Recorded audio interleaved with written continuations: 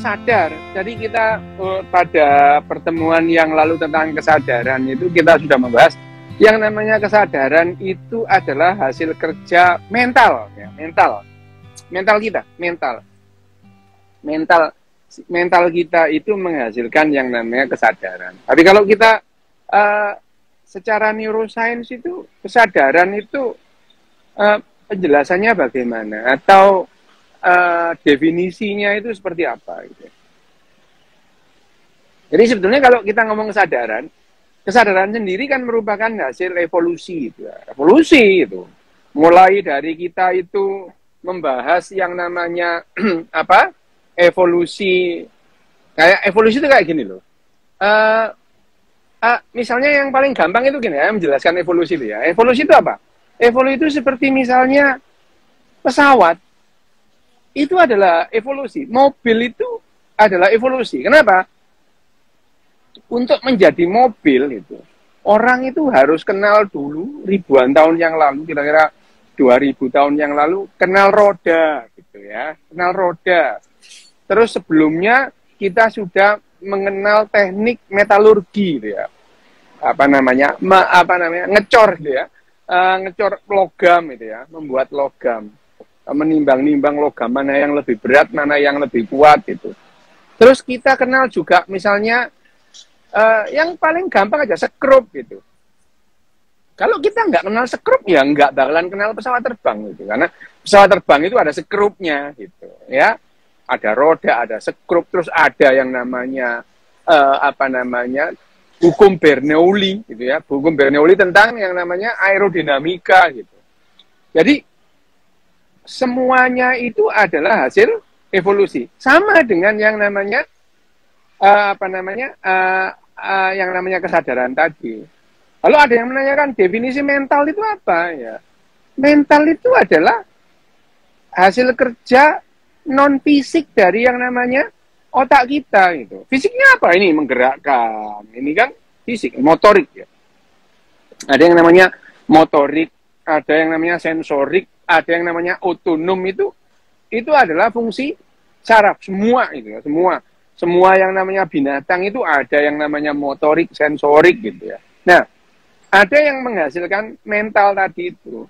Mental itu adalah bagaimana kita mendefinisikan lingkungan dan merespon lingkungan ya secara sadar, itu adalah mental ya. Marah itu mental gitu ya. Tapi kesadaran juga mental. Marah itu mental. Menahan marah adalah kemampuan mental. Memberikan marah itu mental. Tapi kalau kemudian kita itu memahami itu juga mental. Jadi kalau kita ngomong mental, jadi kesadaran itu bagian dari mental. Kesadaran, ya. Kesadaran itu bagian dari produk mental dari otak kita, ya. Yang di luar dari yang namanya motorik, sensorik gitu ya. Hanya saja kalau kita membahas kesadaran secara neuroscience, gitu. Kalau ditanya, ya sama dengan gini pertanyaannya, bagian mana dari pesawat terbang itu yang bisa membuat kita terbang? Ya semua badan pesawat gitu, ya. Semua badan pesawat. Jadi kalau ditanyakan bagian mana di otak kita yang merupakan pusat kesadaran, yang nggak ada. Semua bagian otak itu berkontribusi menghasilkan kesadaran, gitu ya. Sama dengan pesawat tadi. Bagian mana dari pesawat itu yang bisa membuat pesawat itu terbang? Semuanya, gitu ya. Ya sayapnya, ya ya badannya, ya semuanya. Itu adalah bagian. Tentu ada yang penting dalam hal kesadaran. Misalnya. Kesadaran kita itu menurun gitu ya. Tadi kan kita pertemuan yang lalu kan kita membahas kesadarannya manusia itu bisa turun apa enggak gitu ya. Ya, itu apa menurut sadar apa enggak. Nah, turunnya kesadaran itu dikarenakan karena tadi fungsi otak ada yang terganggu. Misalnya kamu terbentur aja. Gitu ya. Terbentur sehingga fungsi otaknya terganggu, misalnya yang disebut gegar otak atau concussion itu tidak ada memar di otaknya, tidak ada tidak ada pendarahan di otaknya itu. Ya, kalau ada pendarahan, ada memarnya namanya contusion, apa namanya memar gitu ya. Kalau gegar otak, concussion itu fungsinya aja terganggu itu. Secara anatomis otaknya tidak ada perdarahan, tidak ada juga apa namanya memar, tapi fungsinya terganggu. Ya itu. Itu adalah pada saat itu kesadaran kita itu turun gitu ya. Gegar otak itu. Yang tadi kalau kita itu terus kemudian ditanya apa namanya? Ditanya kamu di mana itu? Di mall gitu ya. Ya, di mall gitu. Artinya pada saat seseorang itu mengalami yang namanya disorientasi itu, dia mengalami penurunan kesadaran gitu. Ya, penurunan kesadaran. Jadi secara neuroscience itu adalah bagaimana orang itu manusia ya, dalam hal ini manusia ya. Manusia itu bisa menilai gitu ya. Menilai itu adalah melihat polanya itu dan merespon polanya itu secara optimal gitu ya. Dia tahu lah ya namanya ini adalah misalkan ini apa? Ini mall gitu ya. Mall gitu, tahu, tidak bingung ini rumah sakit apa mall gitu. Ditanya misalnya ya, ditanya apa namanya? Ini di mana kamu itu? Padahal di UGD dia bilang mall gitu ya. Jadi dia disorientasi. Pada saat itu, apa yang terganggu? Semuanya. Memorinya terganggu ya. Dia memorinya kacau, dia mengingat bahwa ini di mana. Jadi recall memorinya terganggu. Terus kemudian kognitifnya terganggu gitu ya. Dia tidak bisa membedakan antara ruang yang namanya ruang kamar UGD dengan mall. Jadi yang namanya kesadaran itu hasil kerja dari banyak, termasuk kognitifnya gitu. Berarti kalau pertanyaannya, loh, berarti kalau binatang yang berkesadaran punya kognitif, loh punya, tapi ya kemampuan kognitifnya beda dengan manusia. Misalnya beda. Misalnya simpanse, dia punya pengetahuan kognitif nggak? Punya itu punya, kognisinya itu punya, tapi ya beda dengan kita gitu ya. Beda dengan kita. Artinya tadi bahwa yang namanya misalnya kita berbicara mengenai bahwa kesadaran itu seperti suara, kan kita mengumpamakan ya. Saya pernah memberikan perumpamaan, banyak sih yang memberikan perumpamaan bahwa sebenarnya kesadaran itu adalah deru dari bisingnya dari mesin jet gitu. Mesin jet itu. Seperti itu. Nggak penting sih gitu. Nggak penting, tapi itu adalah bagian dari mesin jet itu bekerja. Jadi kesadaran itu nggak penting gitu. Nggak penting. Misalnya semut nggak punya kesadaran nggak apa-apa, gitu, bisa hidup gitu ya. Jadi bagi kehidupan yang namanya kesadaran nggak penting gitu. Bahkan pada saat kita sadar seperti sekarang itu, kita punya potensi menderita, itu. Kalau kamu nggak sadar, kamu nggak punya potensi menderita itu. Kesakitan ya nggak menderita gitu. Tapi kalau misalkan sadar, kita jadi punya potensi merasakan penderitaan gitu. Sama jadi yang namanya mesin jet itu. Deru mesin jet itu nggak penting itu. Yang penting mesin jetnya itu bisa jalan. Tapi kalau nggak ada deru mesin jet, ya nggak jalan jetnya ini. Tidak disebut mesin jet gitu. Ya.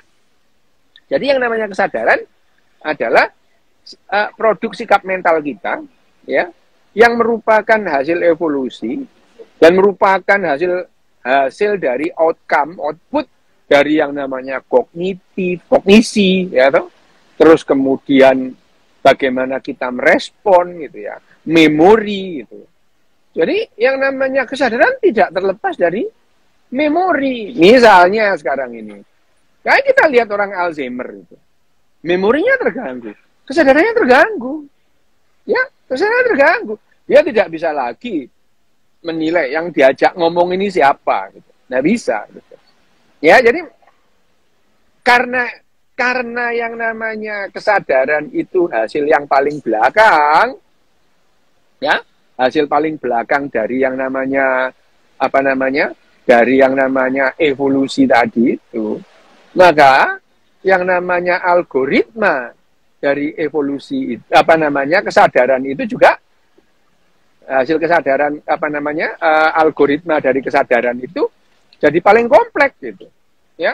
Jadi kalau misalkan ditanya misalnya algoritma kesadaran itu paling kompleks gitu ya di antara yang lain-lain itu. Di antara yang lain. Jadi sampai sekarang itu algoritma kesadaran itu sampai sekarang kita belum bisa menentukan persis bagaimana algoritma kesadaran. Kita sudah tahu yang namanya algoritma emosi, tahu itu. Algoritma marah itu kita sudah tahu gitu ya, sudah tahu gitu ya. Segala macam algoritma itu tahu. Satu-satunya yang masih belum kita petakan dengan jelas itu adalah algoritma kesadaran. Nah, itu juga yang kita sebutkan kita sebutkan bahwa yang sampai sekarang itu belum ada artificial intelligence yang mempunyai kesadaran. Kenapa? Lah kita belum tahu algoritmanya. Kalau kita udah tahu, kita udah membuat yang namanya robot yang punya kesadaran. Itu adalah salah satunya. Nah, wis, ini pertama ya. Ini pertama. Oke.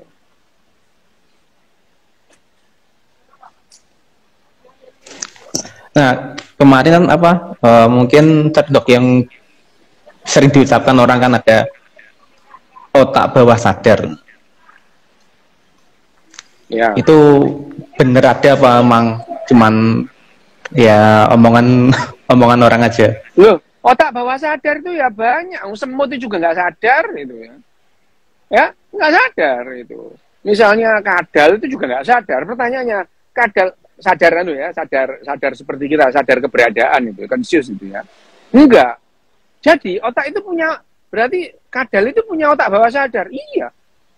Seluruh kerja otak kadal itu di bawah sadarnya, ya. Itu yang disebut yang namanya itu yang disebut sebagai insting, ya, naluri gitu ya. Naluri itu. Nggak sadar itu, nggak sadar. Kadal itu terus kemudian kalau kemudian dia itu nggak sadar. Hanya saja dia bisa membedakan secara evolusioner otaknya itu dibentuk selama ratusan juta tahun itu kadal itu. Kalau misalkan melihat serangga dimplok BDE gitu ya. Itu naluri gitu. Itu naluri. Otak emosi kita udah membahas lah ya, otak emosi itu apa gitu. Dan misalnya kalau otak di bawah sadar itu, lah kamu sepedaan kan sering nggak sadar. Kamu itu naik motor itu. Ya. Jadi yang namanya otak emosi itu seringkali di bawah sadar. Terjadi di bawah sadar nggak apa-apa gitu ya. Di bawah kesadaran penuh gitu. Misalnya kalau kamu sadar penuh itu kan misalnya ngerjakan matematika itu sadar penuh gitu ya. Tapi sepedaan itu kamu nggak mikir, tahu-tahu sampai rumah itu. Ya, jadi otak emosi. Yang namanya otak emosi itu yang namanya di bawah sadar. Artinya ya kamu sadar, cuman itu kamu tidak menotis ya. 100% kamu itu misalkan mengayuh sepeda itu kanan kiri enggak, itu otomatis saja. Oke. Ya, Bim. Nah, terus tadi Dok lebih tertarik di algoritma tadi. Oke. Nah, bisa digambarkan algoritma tadi kan sudah diketahui kayak emosi itu sudah ada algoritmanya. Ya. Jadi kasih gambaran, maksudnya algoritmanya seperti apa Dok yang emosi itu? Emosi itu adalah sikap mental pertama yang dikembangkan oleh binatang. Gitu ya. Binatang itu semua punya emosi. Binatang besar itu punya emosi. Dia bisa marah, gitu ya. Algoritmanya jelas gitu. Udah kan pernah kita ngomong misalnya pada saat misalkan babi hutan itu melihat semak bergerak-gerak gitu. Dia cemas gitu. Otaknya cemas itu. Ya sama manusia juga gitu, cemas gitu. Jadi cemas itu adalah sikap mental. Cemas itu sikap mental gitu. Dan itu adalah hasil kerja otak emosi gitu. Kalau otak emosi karena ini adalah yang dikembangkan pada kehidupan awal binatang-binatang besar, lebih sederhana gitu. Karena melibatkan lebih sedikit hal ya, lebih sedikit. Misalnya, apa pusat emosi apa sih gitu? Pusat emosi. Kemarin kita udah pernah ngomong, pusat emosi kita itu ada yang namanya di limbic system, ya, limbic system. Salah satunya yang paling utama adalah amigdala gitu, ya itu, ya, amigdala gitu. Jadi amigdala itu adalah pusat emosi, gitu ya. Amigdala merespon, tapi amigdala itu ya tidak kerja sendiri. Pada binatang-binatang seperti kadal gitu ya, ya tidak banyak itu. Hanya pada manusia, korteknya itu akhirnya membuat sirkuit emosi. Bahkan kortek itu ada bagian kortek yang terlibat pada sistem limbik gitu ya. Meskipun kortek itu adalah berkembangnya belakangan. Jadi kalau kita kembali ke emosi, apakah emosi itu adalah sikap mental? Iya, mental. Mentalnya binatang itu emosi gitu ya. Sementara kita lebih banyak karena kita evolusi kita berjalan berbeda dengan kadal misalnya. Ya, kadal tidak mengembangkan kesadaran itu ya. Tidak mengembangkan horny-hornian itu. Enggak pakai itu. Mau kawin aja, musim kawin itu ya. Enggak pakai horny terus ngerayu, wah kamu adalah pelabuhan hatiku, sah bandar cintaku gitu. Itu nang Tanjung Priok. Tuh ini adalah ini adalah yang namanya kesadaran. Jadi kalau sederhana itu. Sederhana, kita kan pernah misalnya bagaimana algoritma bukan kesadaran, algoritma emosi. Algoritma emosi itu sederhana, misalkan bagaimana emosi itu terus kemudian menyebabkan yang namanya binatang itu menentukan dia melawan atau lari gitu. Pernah kita bicara itu ya. Itu kita pernah bicara itu. Nah, itu yang disebut kenapa yang namanya algoritma. Algoritma karena otak kita itu mekanik gitu ya. Seperti yang lain-lain gitu ya. Ya. Seperti bagian tubuh kita yang lain itu ya mekanistis itu. Mekanismenya itu ada gitu. Karena otak kita itu adalah organ. Ya. Organ itu dibentuk oleh yang namanya jaringan. Jaringan dibentuk oleh sekelompok sel. Sel itu bekerja secara mekanistis itu. Jadi jaringan ya berubah mekanis. Organ juga demikian. Jadi hasil kerja organ itu seharusnya bisa dijelaskan algoritmanya. Hanya saja gitu ya. Hanya saja algoritma kesadaran itu karena melibatkan banyak hal termasuk kognisi, terus kemudian memori gitu. Jadi kita masih miss ya, lepas di beberapa poin. Bagaimana memori, emosi, kognisi itu menghasilkan kesadaran, gitu ya. Tapi itu nggak lama lagi, sebentar lagi kita tahu kok itu. Sebentar lagi kita tahu, ya. Ini kembali dok, agak ke AI ya. Kan udah ada robot yang Sophia itu dok. Sophia, ingat kan? Sophia. Itu juga belum dok, belum ada algoritma kesadaran di situ. Belum. Dia tidak sadar gitu ya. Belum. Ya, dia tidak sadar gitu. Sampai sekarang. Sophia itu makin hari makin cerdas. Makin cerdas gitu ya. Makin cerdas. Sophia itu makin cerdas. Bahkan dia itu sekarang meskipun dia tidak sadar, dia bisa dia bisa melacak orang gitu. Artificial intelligence itu lebih tahu emosimu ketimbang kamu sendiri gitu. Ya. Kamu itu loh, Web. Ya Google itu ya. Google itu lebih paham emosimu ketimbang kamu sendiri gitu. Misalnya kamu ya googling. Misalnya kamu itu buka YouTube misalnya itu. Kamu beberapa kali buka dangdut itu. Begitu buka ya dangdut lagi gitu. Mereka tahu gitu ya. Mereka tahu ya. Jadi artificial intelligence yang ada sekarang itu lebih paham emosi kita ketimbang kita sendiri gitu. Ya, ketimbang kita sendiri. Nah, itu seperti Sophia itu dia dirancang untuk meningkatkan kecerdasan ya. Kecerdasan artifisialnya gitu ya. Jadi yang namanya Sophia itu makin lama dia makin cerdas itu. Bahkan dia tuh tahu emosi yang diajak ngomong itu tahu itu. Bahkan dia menteri ya, dan dia dirancang untuk ramah. Ramah itu. Meskipun dipancing marah, bisa marah juga dia itu. Marah seperti layaknya manusia yang lain marah gitu ya. Cuman marahnya itu ya gak ngamuk-ngamuk, terus terus ngancam-ngancam bunuh. Balang bantal. Ya, karena dia tahu ya, dia dirancang untuk cerdas secara emosi dan diprogram untuk meningkatkan kecerdasan emosi dan kecerdasan sosialnya. Ya.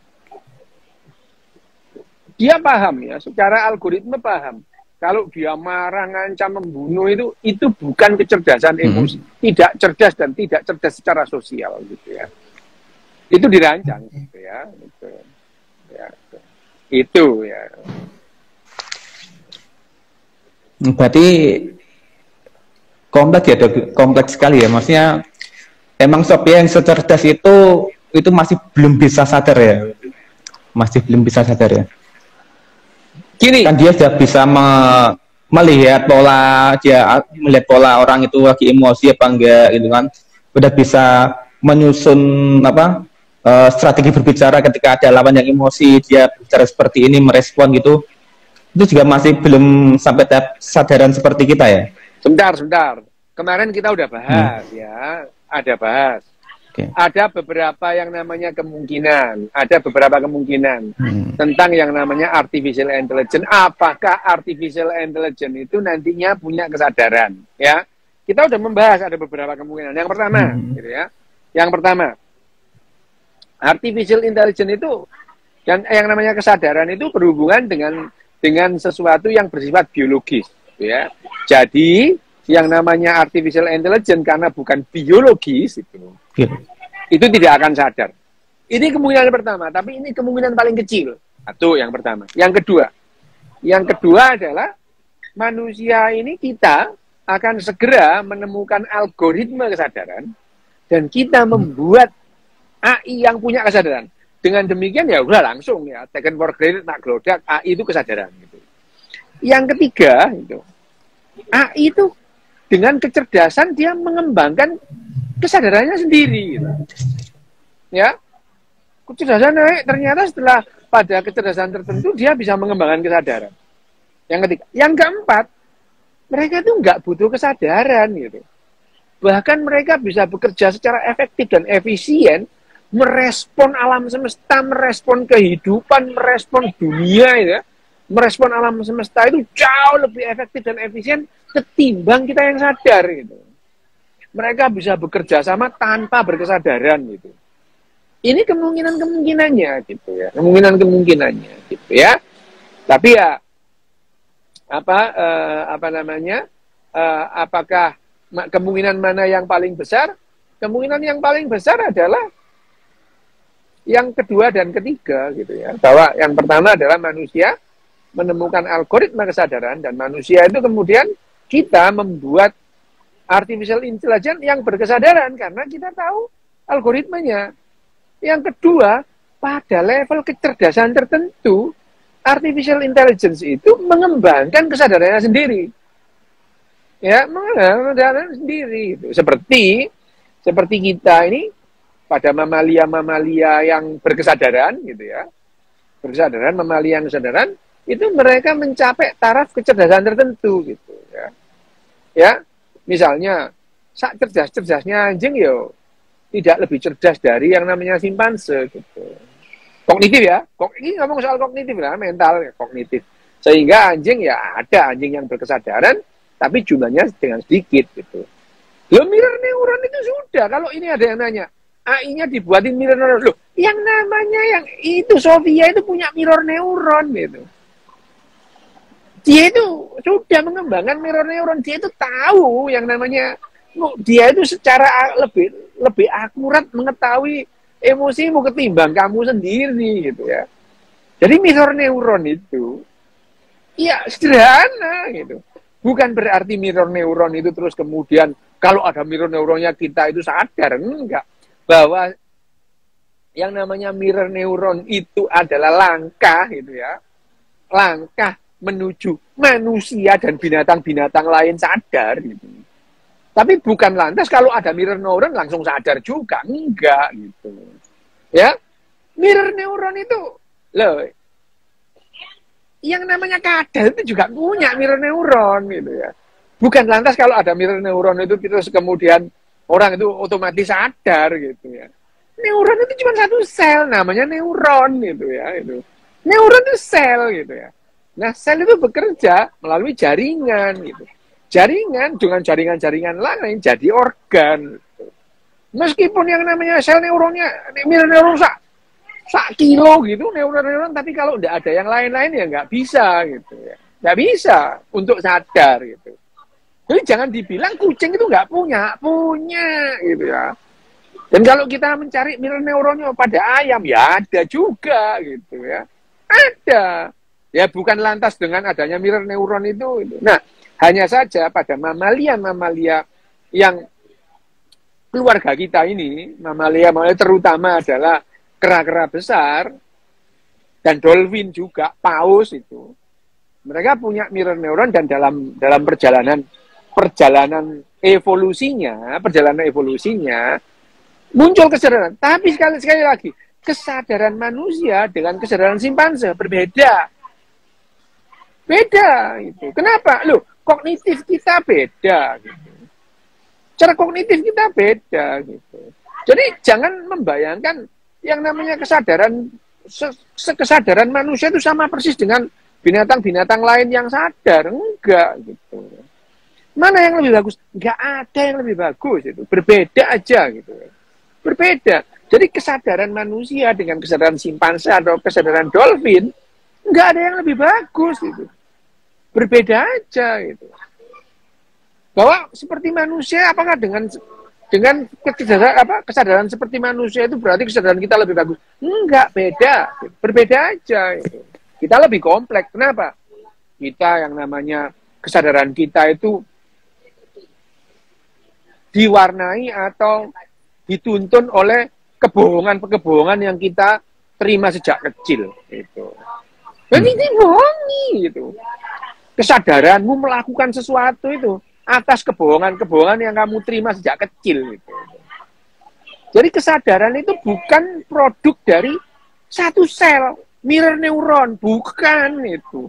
Bahwa dengan mirror neuron itu kita bisa berkomunikasi, ya berkomunikasi lebih superior, iya itu.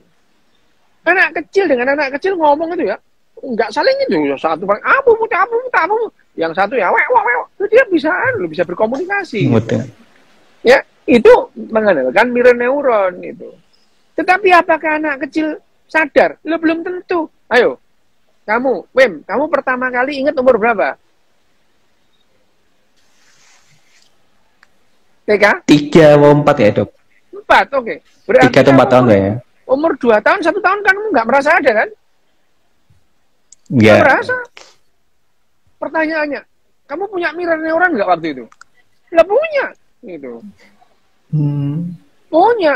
Lah bukan berarti kalau sudah diinstal mirror neuron terus kemudian orang sadar, yo nggak gitu ya. Nggak gitu ya. Bahwa bahwa yang namanya kita tahu bahwa pada individu atau spesies yang berkesadaran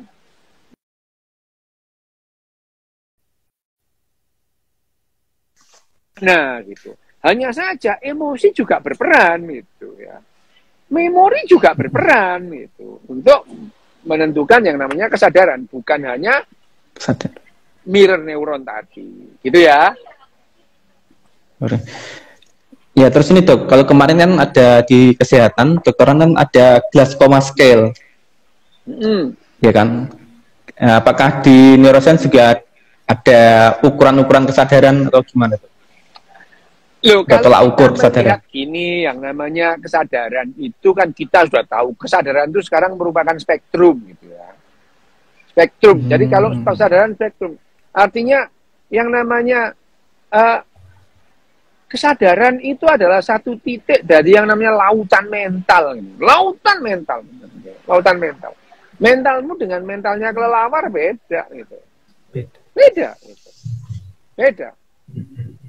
Kelelawar. Apakah kelelawar punya mental? Punya itu. Punya itu.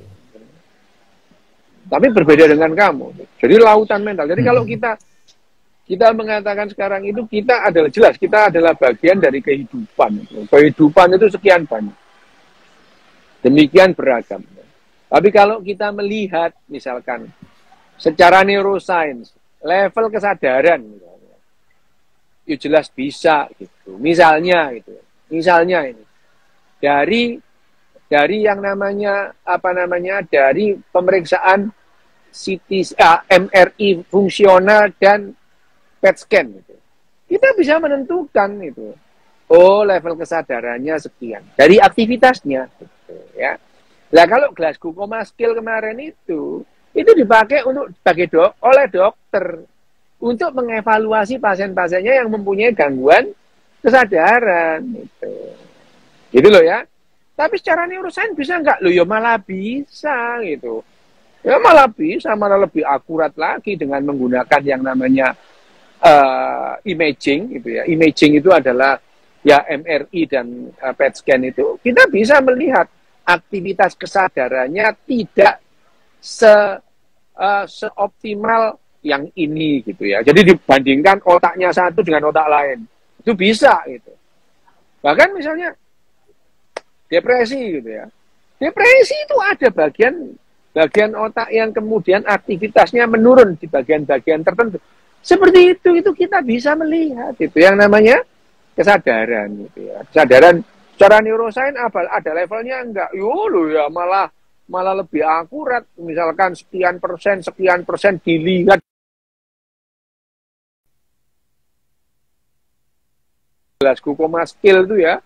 Glasgow Scale 3 sampai 50 itu yang namanya dari berbagai macam warna itu ya, spektrum itu bisa diformulasikan gitu. Ini Dok, lanjut ke pertanyaan Dok nih. Bagaimana kesadaran pada orang yang kena skizofrenia? Ini loh, sebenarnya ada. Dok Des, bahas bahasan terbaru dong. Saya udah tamat nonton semuanya. Ya udah nggak usah nonton. Ada apa sih repot-repot gitu. Nggak usah nonton, kalau udah bosen nggak usah nonton gitu. Ya. Kalau pengen yang baru, nonton Marvel baru. Gitu. Oh itu ini yang acara ini nggak penting, kamu nggak nonton juga nggak apa-apa gitu ya. Pengen baru nonton itu Marvel sama DC gitu ya. Ini memang khusus untuk orang yang yang memang mau, yang nggak mau nggak apa-apa gitu. Nggak usah sok penting gitu. Wapok kon sentak gitu. Buaya gitu. Suruh nonton Avatar aja Dok. Koyok ngerti-ngerti ya lho, koyok wis ngerti panu gitu. Oke. Lanjut apa gimana? Kamu canda, aku juga canda. Apaan itu? Wapok.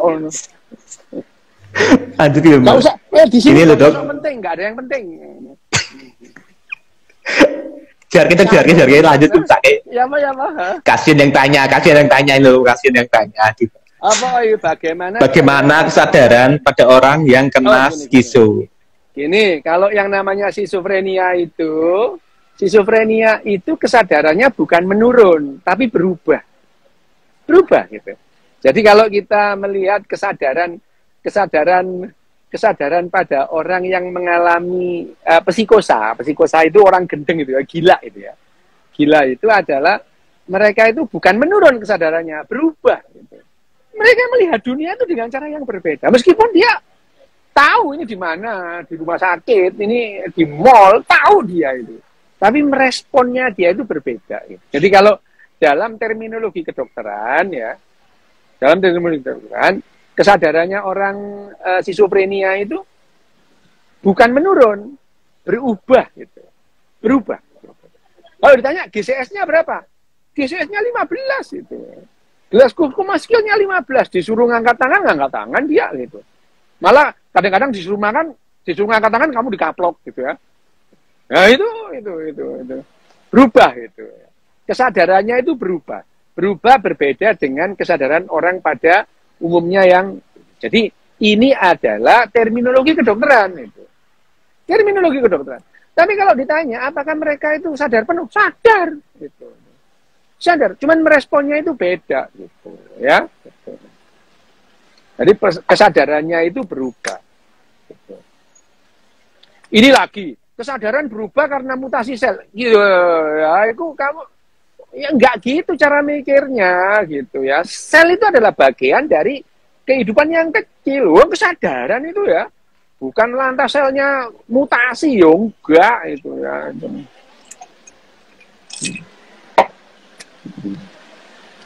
Ya.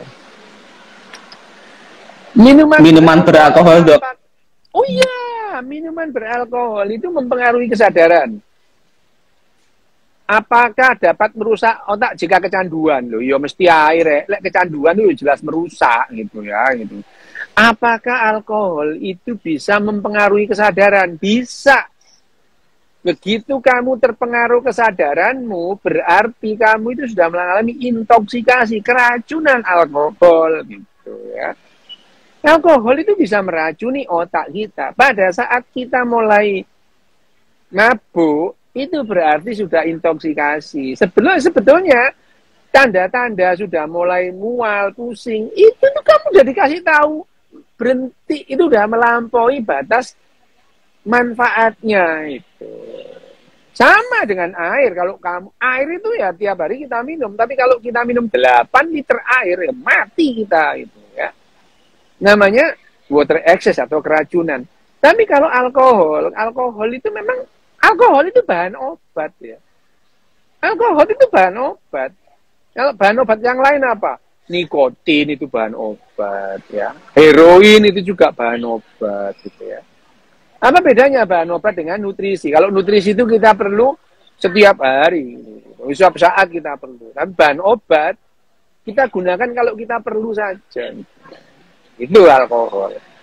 Loh, dokter Yu kok minum tiap hari? Lah emang aku perlu gitu. Memang aku perlu gitu untuk ngusir halusinasi gitu. Kalau kamu halusinasi malah mbok terus-terus no gitu ya. Halusinasi mbok terus-terus no gitu. Malah halusinasi berjamaah barang gitu. Lanjut Dok, ini. Apa? Ya. Loh, bagaimana cara berpikir? Pasien delirium. Delirium itu adalah penurunan kesadaran. Jadi delirium. Kalau kita ngomong Glasgow Coma Scale itu semi kuantitatif gitu. Kalau delirium itu kualitatif gitu. Ya delir mulai ngantuk, terus komatus sampai koma. Koma itu adalah kualitatif gitu. Jadi yang kesadaran itu kalau sadar penuh itu namanya istilahnya kompos mentis. Sadar 100% itu ya, itu 100% itu.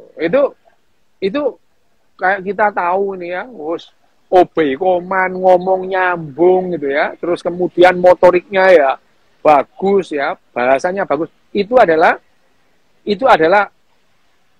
apa kompos mentis. Lah kalau mulai ngantuk ditanya apa ini nang digi gitu, itu yang namanya delirium gitu ya. Nang digi, wah kita kata numpak bis iki ngantuk. Itu yang namanya delirium. Itu adalah penurunan kesadaran. Delirium itu adalah istilah penurunan kesadaran kualitatif dalam dunia kedokteran. Yes? Itu.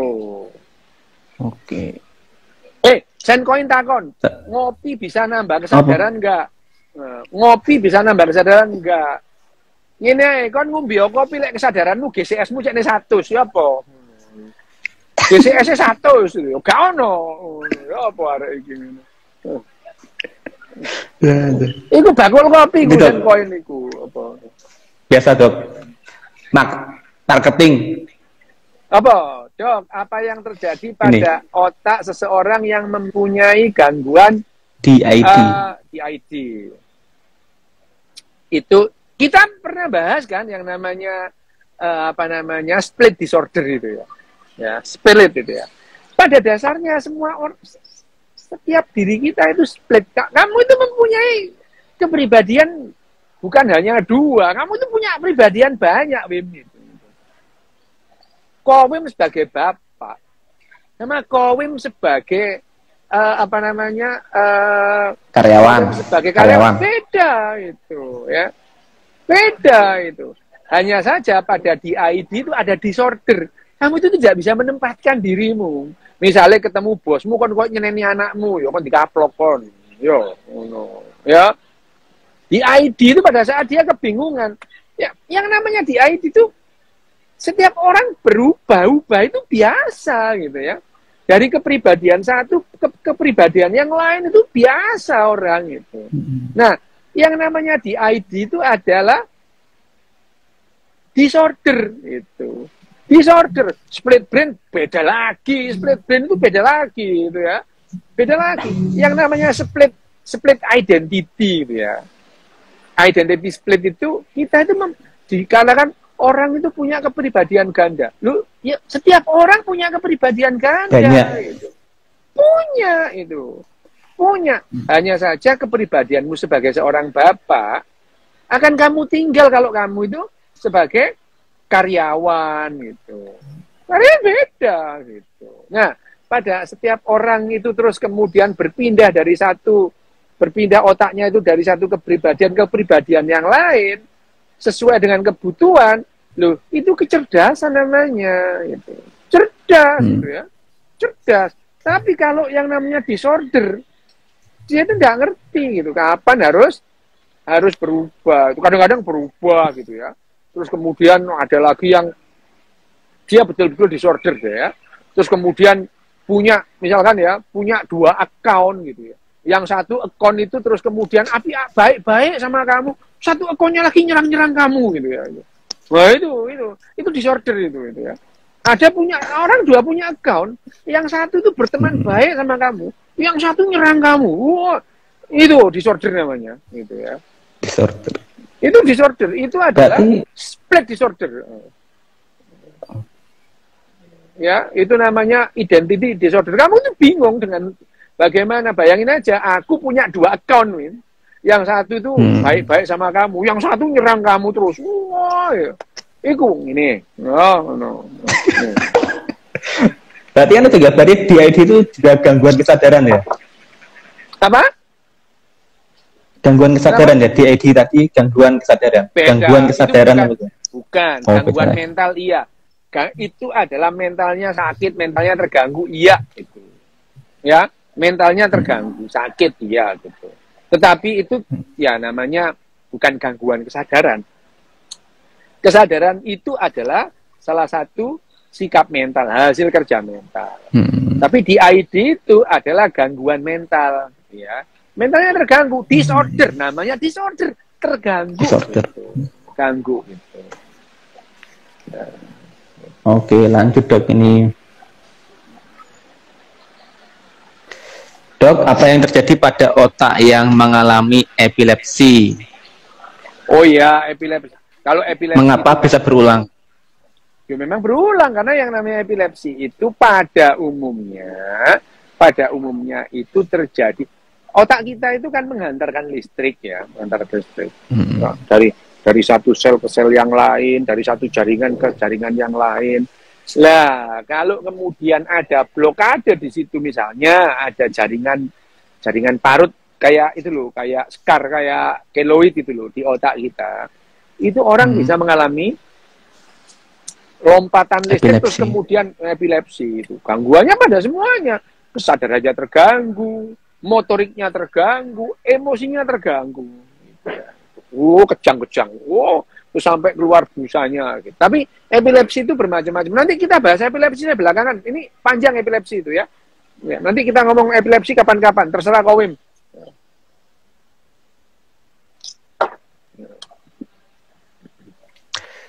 Dok, apakah lupa adalah efek berkurangnya fungsi kesadaran pada harus seorang? Beda, memori bahwa yang namanya kesadaran itu dipengaruhi oleh memori iya gitu ya. Tapi ya bukan lantas kalau gangguan kesadaran memorinya jelek, enggak gitu. Justru kalau memorinya jelek, dia akan mengalami gangguan kesadaran gitu. Memorinya jelek seperti pada orang-orang Alzheimer gitu ya. Terus kemudian Nggak usah orang demensia senilis itu yang itu kan mentalnya jadi terganggu, ya. Sadarnya terganggu. Wah, aku ini mau gurung mangan loh. Wis mangan sampai niku entek petang piring gorong gitu. Bayangin ya, ngamuk gitu.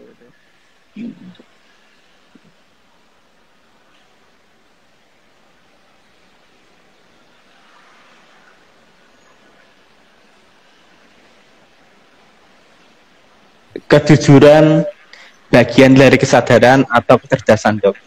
Itu bagian dari kegoblokan. Ya, jujur. Manusia itu nggak ada yang jujur. Itu. Mana nggak ada yang jujur acur, tuh ya? Jujur acur. Enggak gitu. Bahwa yang namanya kita, manusia itu sudah hidup dalam yang namanya evolusi dan revolusi kognitif untuk menyampaikan yang tidak sesungguhnya bagian dari kemampuan bekerja sama itu. Ya, itu. Kamu boleh benci sama atasanmu, tapi nggak boleh ngomong. Begitu kamu ngomong, ya udah kamu nggak bisa kerja sama itu.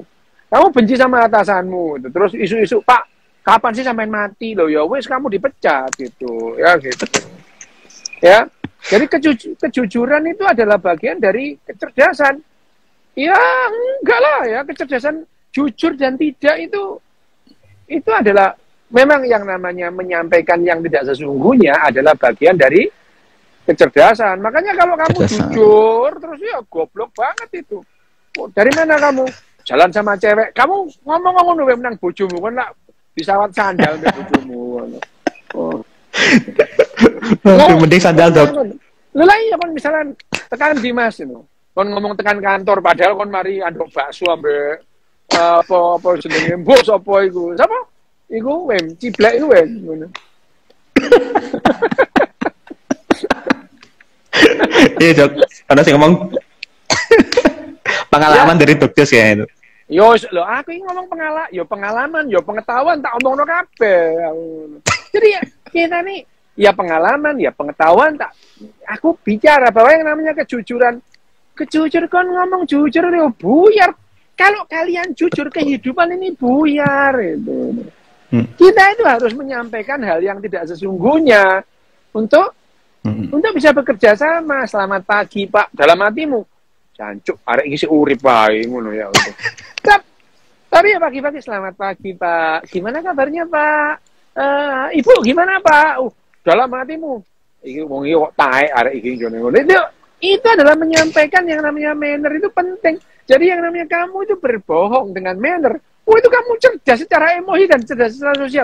Yang aku dulu nggak punya itu. Nggak punya dulu itu. Nggak punya, beneran itu. Nah, aku biar dulu. Berarti biyen jodoh, berarti jujur terus biyen. Waduh, beneran itu ngomong. Jadi, wah kabeh wong ngamuk itu. Sampai ya Wim, aku itu pernah sampai aku tuh yang namanya aku nggak bisa berkomunikasi dengan baik itu. Pada saat aku mahasiswa kedokteran itu, waduh komunikasiku tuh hancur-hancuran lah itu. Hancur-hancuran itu. Sampai dengan pasien itu juga bingung aku itu. Pernah itu gini, pernah ini aku cerita ya tentang pasien ini. Yeah. Ojo diguyu. Ada pasien itu waktu aku itu koskap atau koas di bagian bedah. Gitu. Pada saat aku koas di bagian bedah, pindah ruangan, itu aku yang namanya aku bertanggung jawab pada satu pasien gondok gitu. Wong Madura, ya, orang Madura gitu. Dia itu sudah menunggu 1,5 bulan di rumah sakit Karangmenjangan belum dioperasi juga gitu. Belum dioperasi akhirnya karena aku merasa ini Pak, sampai 1,5 bulan nggak dioperasi. Aku tak kejar itu. Dokter yang mengacarakan acara di kamar operasi tak uber sampai dokter itu jengkel akhirnya, "Yus tak operasi." Akhirnya ini ibu ini masuk jadwal operasi. Wah, lah karena saking senengku ya. Wah seneng itu. Aku tuh ke ruangan itu cuman gini, Bu, besok operasi gitu ya.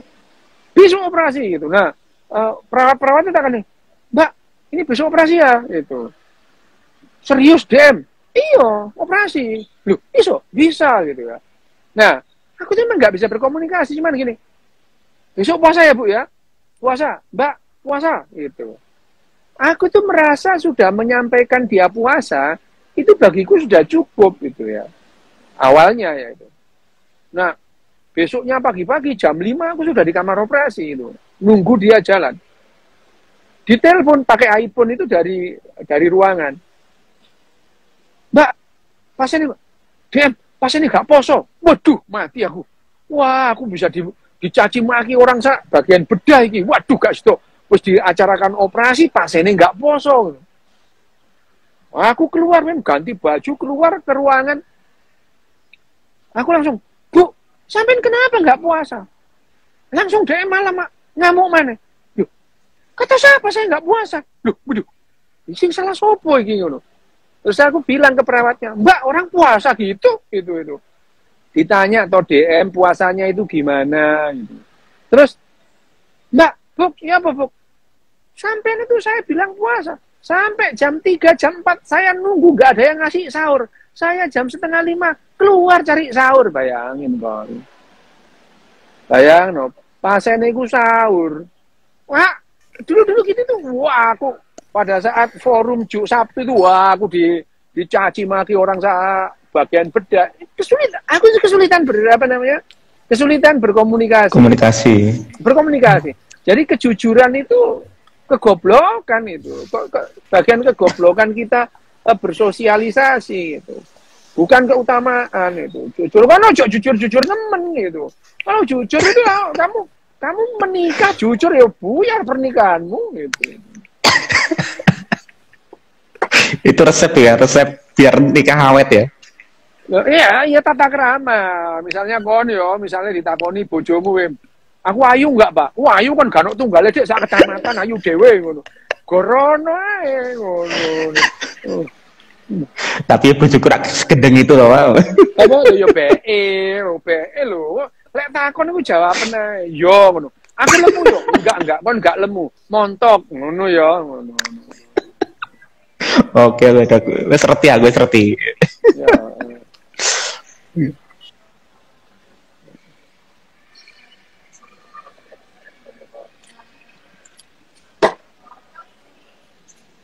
Itu bedanya stres dan menderita. Loh tadi stres itu beda lagi ya. Stres itu ya yang namanya wedhus itu ya stres babi ya stres gitu ya gitu. Menderita ya enggak lah ya, enggak menderita gitu. Babi itu ya, babi pada umumnya babi tidak mempunyai kesadaran jadi enggak menderita. Seperti orang itu sakit nyeri itu. Kalau dia enggak sadar ya enggak menderita itu. Semaput ya, istilah koma gitu, dia nggak menderita apa, meskipun dia bisa merasakan nyeri gitu. Berbohong dan menipu itu di otak kita beda ya.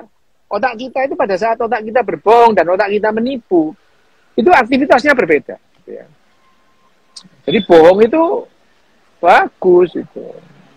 Ya, kalau menipu itu merugikan orang lain ya. Gitu. Kalau Kawem nggak tahu, Kawem itu bohong apa menipu? Kawem? Dua-duanya Dok. Dua-duanya. Menipu dunia Dok. Menipu diri sendiri. Oh iya. Pinter kan menipu diri sendiri. Yes Dok, ini udah hampir jam 9. Ya nanti diterusin. Ya terima kasih Dok Des. Oke. Sampai jumpa Dok Des. Sampai jumpa. Selamat malam semuanya. Salam bahagia untuk kita semua.